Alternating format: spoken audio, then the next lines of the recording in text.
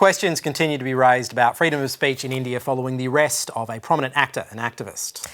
From Yale to jail, they're the headlines about American-born Chetan Kuma Ahimsa, who's been working in India after graduating from Yale University in 2005. He's been a Fulbright scholar, village teacher, film star and vocal critic about the caste system, but he's now in hot water for tweeting against Hindutva or Hindu nationalism. Now he's facing deportation after having his overseas citizenship of India status revoked, which is sort of this thing that gives people with Indian parents or grandparents visa-free travel and, of course, most importantly, the ability to work in the country. Chetan Kuma Ahimsa joins us now from Bangalore. Chetan, welcome to India Now. Thanks for having me. So you grew up in the US and you did the opposite thing to a lot of Indians. You went to an Ivy League college there, but then you decided to go back to the motherland with a Fulbright scholarship in India. So what was that like, kind of doing the reverse thing? Yeah, I was born and raised in the US in Chicago, and I graduated from Yale University.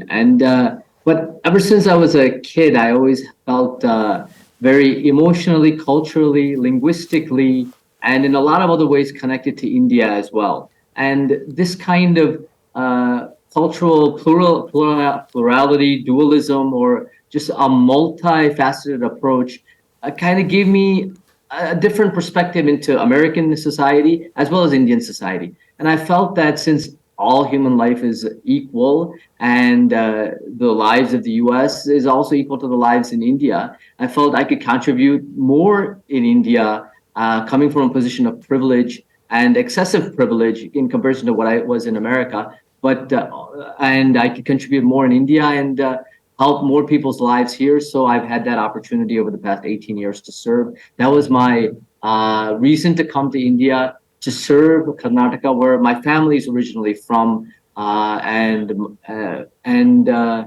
that's what I've been doing. And social work, activism, cinema, and in any way art, in any way help people's lives in India and in Karnataka. And that's been my goal, and that's been my raison d'etre, so to speak, too. It is quite a wild career. You mentioned the acting in there, but specifically with the activism, how did you get started in activism? I came to India to do social work, and when I was doing theater. I was doing how you could create social change through theater. I studied theater at Yale, and most of my fellow students at Yale were interested in performance, whether they go to Hollywood or whether they go to Broadway. But I looked at theater and cinema as a way of actually creating social change. So when I came here to serve to do social work through theater, it was kind of a natural trajectory to get into cinema. I wasn't aware of the activism world because everything in India was so new culturally. It was a cultural shock, linguistic shock. But over time, my words, my interviews, my service, then I got in touch with a lot of the activist circles and over the past 10, 12 years. And in 2011, I worked actively in the anti-corruption movement that spread a lot of waves across the nation. And from there, I got in touch with a lot of work with Dalits, Adivasis, marginalized communities in terms of social, economic, gender, and all types of environmental work. So I think everything is interconnected in the global context and, of course, in the Indian context as well. So to build a better society, we must fight all types of inequality and injustice. So I got involved with that about 10, 12 years ago. But that was my goal from the beginning. In fact, cinema was by chance, but activism, I would say, is by choice. Chetan, that activism has got you into a bit of trouble with the ruling BJP. What has that response been to a lot of the campaigns you've been running? We don't exactly oppose only the BJP. We oppose the entire system of inequality in the Indian context. So that means the right-wing parties of the BJP, we feel that they are criminalizing the situation, demoting, demonizing, othering a lot of them religious minority communities like the Muslims and Christians. But if you look at the kind of liberal status quo politics of India, that has kept this whole kind of Brahminical institution hierarchy intact, where the economic and the social caste elites have remained on the top of the food chain, while the rest of the communities by birth, which are marginalized castes, lower castes, so to speak, these lowered castes, so to speak, these communities have remained on the bottom of the food chain. So we oppose the entire system, and this we see this as a true panacea, like equality as the true panacea to India's all the political turmoil and the political woes and the socio-cultural woes that exist. And I'd say that we're not just a ideological threat to the BJP, we're an ideological threat to the status quo parties too. And this is and the BJP being in power kind of who wants to create an atmosphere of fear in the nation is also threatened by this ideology, which is in its growing stages in Karnataka overall, which we're trying to kind of mobilize on a larger level. But the potential is very strong. And we have had some success ideologically on this ideology in various parts of the nation, but we want to mobilize that in Karnataka. And I think the system hits back, it sees us as a threat, and it might even throw the kitchen sink at us, which it seems to be doing right now.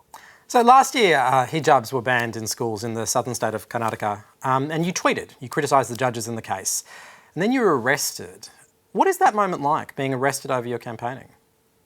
See, I tweeted about a judge, and in India, see, the difference between the US and the India, which I later also found out, is of course democracies exist in both countries and both robust democracies. But in the US, judges are also viewed as public servants and open to criticism like any politician or political or any government servant. But in India, judges, this could be the result of a British anachronistic kind of archaic law or something. Judges are not open to, you can't criticize a judge in the same way you could criticize a politician or an executive member of the executive bureaucracy. So when I criticized the judge, it seemed to be, there wasn't a contempt of court or something wasn't put on. What was put on me, what sections were put on me was I was promoting enmity between communities. So that I don't think the punishment or the section fit the tweet.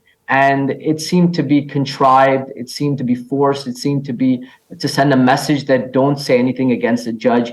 And I was put into jail for 7 days on this charge of promoting enmity between communities for a seemingly innocuous, innocent tweet that asked a question about the ideological clarity of a judge who had ruled against in a very anti-women way in the past, and judge questioned the clarity in this particular case. But I felt it was, the punishment was too harsh, but I'm fighting that case in the courts right now. But I do hold that judges are given a little bit, judges are not open to democratic critique like the way they are in other places in the world. And that has its ramifications in terms of democratic kind of discussion, discourse, and various kinds of things.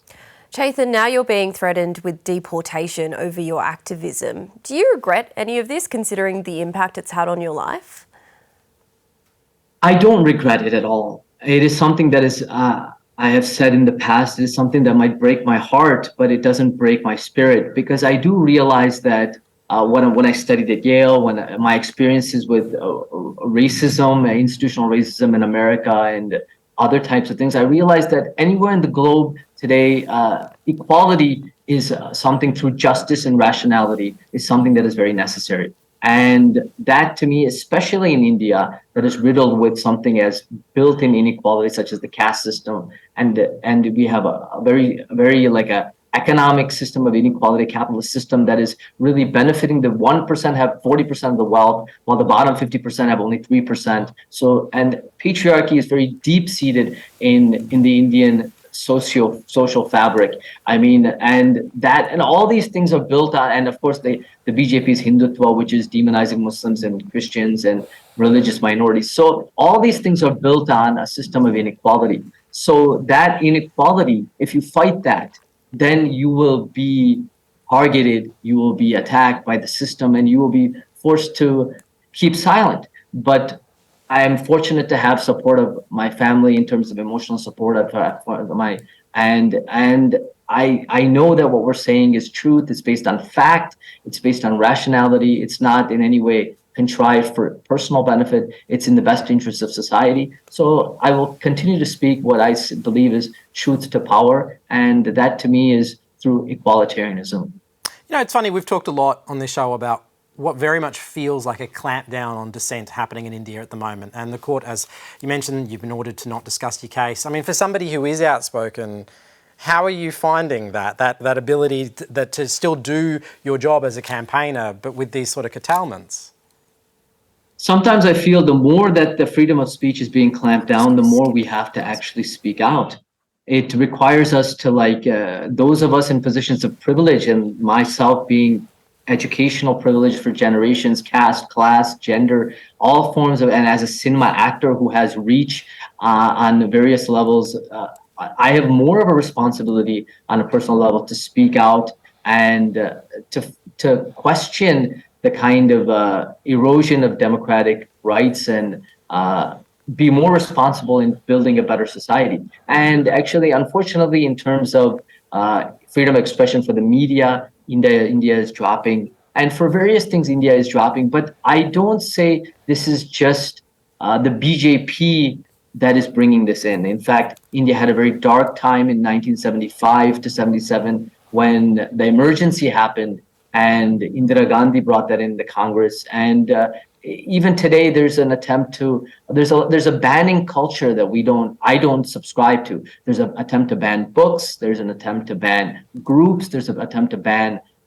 films. Even there's an attempt to ban even stand-up comedians who might like make something against the government. So this banning culture is undemocratic, is authoritarian, and it's not just the BJP that is doing that, it's also the Congress that is promoting that. So what we need is to open up ideologically and defeat one another in the battleground of ideas, and that makes a more democratic, a robust democracy, and that allows the people to choose what is truly in their best interest instead of just silencing voices that might critique or opposition or banning. Because India, if you look at even 2014, which is the Modi wave, and consider the first one, Modi broke out on the national scene and became the prime minister, only 31% of the nation voted for Modi and 19% voted for the opposition Congress, which means 50% voted for neither of the two major political parties in the nation in the national election. So that shows that India has a very vibrant, diverse, pluralistic ideological premise that we must uphold and even enhance rather than in any way erode. Yeah, the Indian government denies that it's actually threatening democracy, but obviously there are a lot of outspoken critics of what's going on over there. But where do you see the future of India going forward?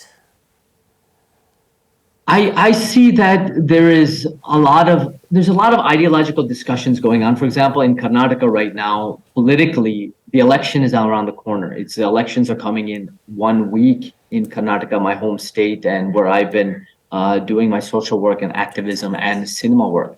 And elections are so extraordinary in the Indian context. I mean, the Election Commission goes to every nook and cranny. There is, like, in the US, for example, we see that a vast majority, I would say, of people a strong majority feel alienated from the system and don't go to vote. And it's actually a very select right-wing groups that always vote. But in India, that's not the case. You're talking about people from every village, the poorest of the poor, the most economically, socially marginalized, that go out and say, I will give up a day's work. I will stand for a ideology or a party that I believe in, and I will vote. So there's, like, outside in the city, there's about 55% maybe voting, but in the rural areas, there's 75% voting. I mean, people take voting very seriously as a democratic responsibility. I just want to say that if we could have more options, like ideological options, and really political candidates that really stand for a better society, and we shed light on these people as truly good alternatives, and the people see that, then it's in the society's interest, it's in the best interest of democracy, and it'll make India even greater than it already is. But right now, that is not, unfortunately, happening, and people are forced to choose between people who are bad or worse, or depends on the situation and the issue, and that is not in the best interest long term. But we must work, we must build, and we want if we want political change, there has to be societal change, and if we want societal change, there has to be an attitudinal, mental change. And if we believe it is possible to build our equalitarian nation, then once we believe it, because once the mind believes it, we can actualize it on a day-to-day level. So we're doing that play of ideas, that ideological belief that we can do it, because revolution, transformation starts with the mind. And that's what we're doing in the Karnataka context. And there's a lot of people across the nation that are doing that in spite of the threats, and they're fighting against it, because this is the only way for a better society and a better democracy. And this is India at its finest, is what I believe. Chetan, thank you so much for your time. Thank you for having me. I appreciate it.